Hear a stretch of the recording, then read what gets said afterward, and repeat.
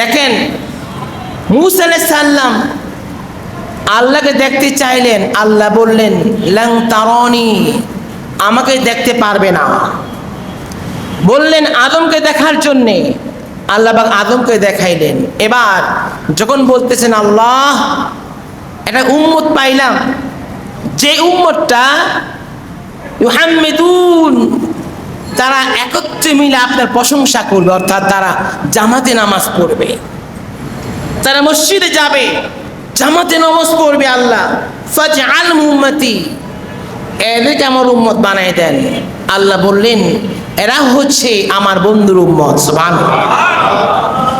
রাব্বি নাজিদু উম্মাতান, আমি আমার কিতাবের মধ্যে একটা উম্মত পাই, ইরিদু হাসানাতান, তারা নেক কাজ করার ইচ্ছা পোষণ করবে, ভালো কাজ ইচ্ছা পোষণ করবে। যখন নেকের ইচ্ছা করবে, লাহু হাসানা, নেকের ইচ্ছা করলে আল্লাহ এদের আমল নামার মধ্যে একটা নেক যোগ হয়ে যাবে। আপনি ইচ্ছা পোষণ করলেন আজকে রাতে তাহাজ্জুদের নামাজ পড়ব, রাসূল বলে উম্মত ইচ্ছা করার কারণে তোমার আমল নামায় তাহাজ্জুদের একটা সওয়াব লেখা হয়ে গেল। ইচ্ছা পোষণ করলেন আজকে সকালবেলা, আজকে বিকালবেলা একটু দান করবেন, এখনো দান করেন নাই, আল্লাহ রসুল বলে আপনার আমল নামে একটা দানের সওয়াব লিখে দেওয়া হবে। ইচ্ছা পোষণ করলে আগামীকাল থাকবেন একটা রোজা, রোজা নিয়ত করেছে এখন থাকেন নাই, রসুল বলেন উম্মত রে তোমার আমল নামায় একটা নেক যোগ হয়ে যাবে। মুসা নবী বলে একটু উম্মত পাইলাম যারা নেকে নিয়ত করলেই নেকটা পেয়ে যাবে।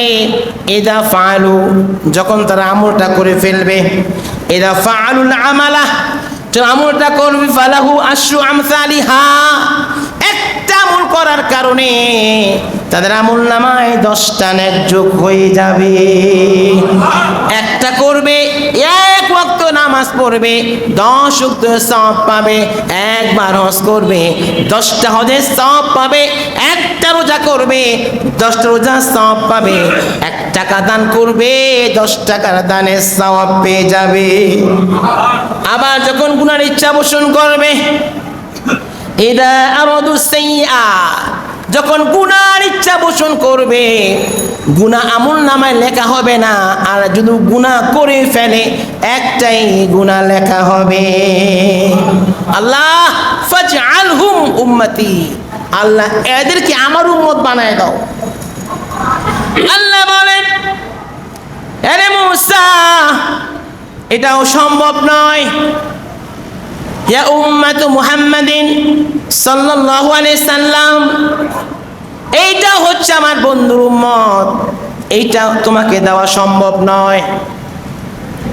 রব্বুল আলামিন এমন একটা উম্মত আমি পাইলাম, তাহলে শোনো আল্লাহ, যারা 1 মাস রোজা রাখবে তাদেরকে 10 মাসে রোজা সওয়াব দিয়ে দিবে। আল্লাহ এদেরকে না হয় উম্মত বানাও।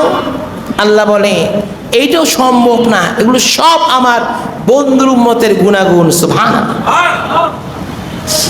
এবার মূসা আলাইহিস সালাম বললে ও রব্বুল আলামিন ফাজআলনি মিন উম্মতি মুহাম্মাদিন সাল্লাল্লাহু আলাইহি সাল্লাম, আল্লাহ তাহলে একটা কাজ করো, কি আমাকে তুমি ওই নবীর উম্মত বানায় দাও। সুবহানাল্লাহ।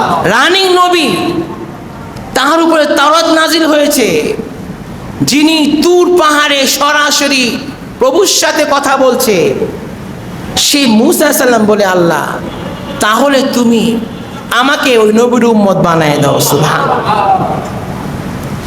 আল্লাহ বলে মূসা রে সম্ভব নয়, সম্ভব নয়, তোমার নসিবে ওই নবীর উম্মত আমি রাখি নাই, সম্ভব না। মাবুদ গো তাহলে ওই নবীকে আমার একটু দেখায় দাও। রব্বি আরিনি মুহাম্মাদান সাল্লাল্লাহু আলাইহি সাল্লাম, আল্লাহ তুমি ওই নবীকে একটু আমার দেখায় দাও, আমি নবীকে দেখি। আল্লাহ বলে মূসা নবী তাকে দেখতেও পারবা না, পারবা না, তাকে দেখা এখন সম্ভব নয় রে মূসা, তবে সবাইকে দেখার জন্যে আমি আল্লাহ একটা অনুষ্ঠানের ব্যবস্থা রেখেছি। তুমি দেখতে পারবা সব নবীর সাথে ওই মেরাজের রাইতে বাইতুল মুকদ্দাসে। সুবহানাল্লাহ।